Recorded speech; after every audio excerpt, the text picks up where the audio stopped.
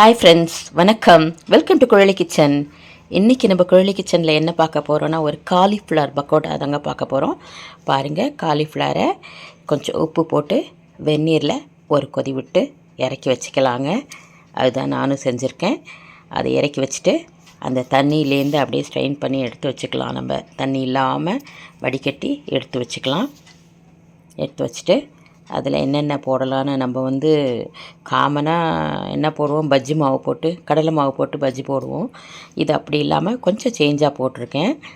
பாருங்கள் என்னென்ன போடலாம்னு சொல்லிட்டு பார்க்கலாம். அதுக்கு முன்னாடி இந்த தண்ணி இல்லாமல் வடிகட்டி எல்லாத்தையும் எடுத்துக்கலாம்.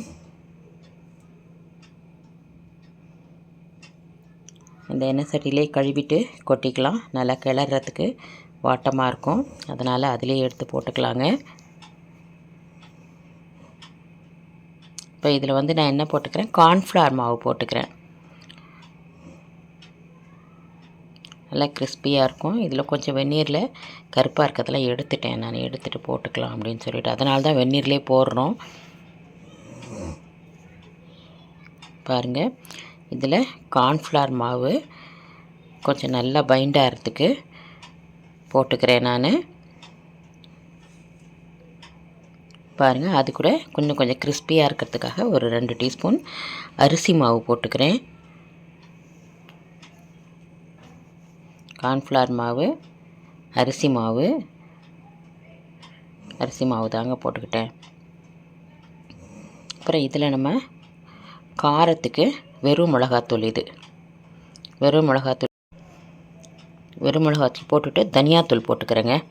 அது 1 டீஸ்பூன் போட்டுட்டு, இப்போ இதுக்கு என்னென்ன தேவைன்னா, இன்னும் கொஞ்சம் இஞ்சி பூண்டு பேஸ்ட்டு போட்டுக்கலாம், உப்பு போட்டுக்கலாம். இது கொஞ்சம் கரம் மசாலா போட்டுக்கிட்டேங்க. கொஞ்சமாக ஒரு 1/4 டீஸ்பூனு கரம் மசாலா பொடி போட்டுக்கிட்டேன். உப்பு தேவையான அளவு உப்பு போட்டாச்சு. இப்போ இஞ்சி பூண்டு பேஸ்ட்டும் 1 ஸ்பூன் போட்டாச்சு. அவ்வளோதாங்க. இப்போ நல்லா இது பசஞ்சிக்க வேண்டியதான். கார்ன்ஃப்ளவர், அரிசி மாவு, வெறும் மிளகாத்தூள், தனியாத்தூள், உப்பு, இஞ்சி பூண்டு பேஸ்ட்டு போட்டுட்டேன். இப்போ இது நல்லா பெசரிக்க வேண்டியதான். பெசரிட்டு நல்லா எண்ணெயில் போட்டு மொறுன்னு எடுக்கலாங்க. நல்லா இதில் கொஞ்சம் அரிசி மாவு சேர்த்துருக்கிறதுனால கிறிஸ்பியாகவே வரும், சூப்பராக இருக்கும். நல்லா ஈவினிங் டீயோட சாப்பிட்றதுக்கு இந்த காலிஃப்ளவர் பக்கோடா ரொம்ப நல்லா இருக்குங்க.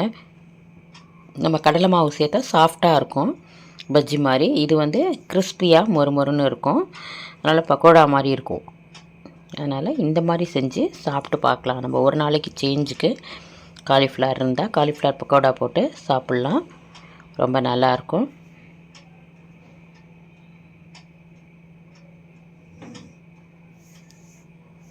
எண்ணெய் ஊற்றி காஞ்சதுக்கப்புறமா போட்டு நல்லா கொஞ்சம் பொறுமையாக மீடியம் ஃப்ளேமில் வச்சு மொறுன்னு எடுக்கலாங்க. அவ்வளோ நல்லாயிருக்கும்.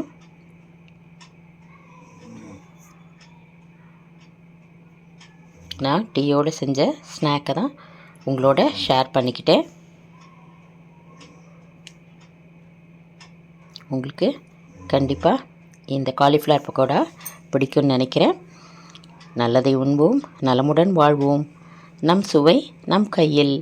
நம்மளே டிஃப்ரெண்ட்டாக நமக்கு பிடிச்ச மாதிரி ஒன்று வேணால் செஞ்சு பார்க்கலாங்க. இதுவும் சூப்பராக தான் இருக்கும். காலிஃப்ளவர் பக்கோடாவும்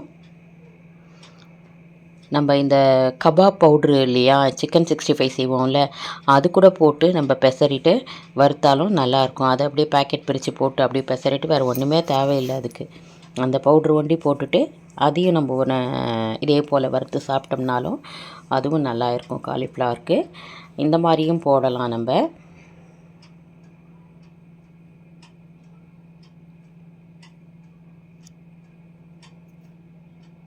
நல்லா ஃபுல்லாக மொறுன்னு இருக்குங்க.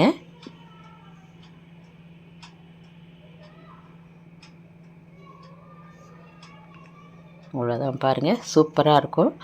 இது கூட நீங்கள் உங்களுக்கு என்ன பிடிக்குதோ சைட் டிஷ்ஷாக வச்சுக்கலாம். நான் டொமேட்டோ கெச்சப் இருந்துச்சு, டொமேட்டோ கெச்சப் வச்சு சாப்பிட்டோம், ரொம்ப அருமையாக இருந்துச்சு.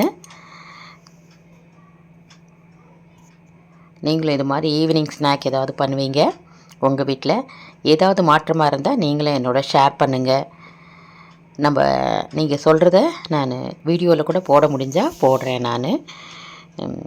நான் செஞ்சதை உங்களோட நான் ஷேர் பண்ணியிருக்கேன் ஃப்ரெண்ட்ஸ். பாருங்கள், அவ்வளோதான். ஒரு 2-3 ஈடு தான் போட்டு எடுத்தேன்.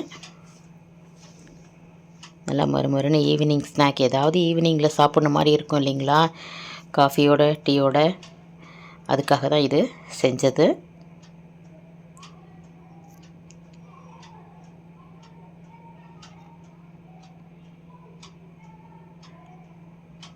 இது ஒரு நாளைக்கு நான் அந்த கேபேஜ் கூட இருந்தால் பஜ்ஜி போடலாம். நம்ம கேபேஜ் பக்கோடா கூட நல்லாயிருக்கும். பஜ்ஜி நல்லாயிருக்கும், பக்கோடாவும் நல்லாயிருக்கும்.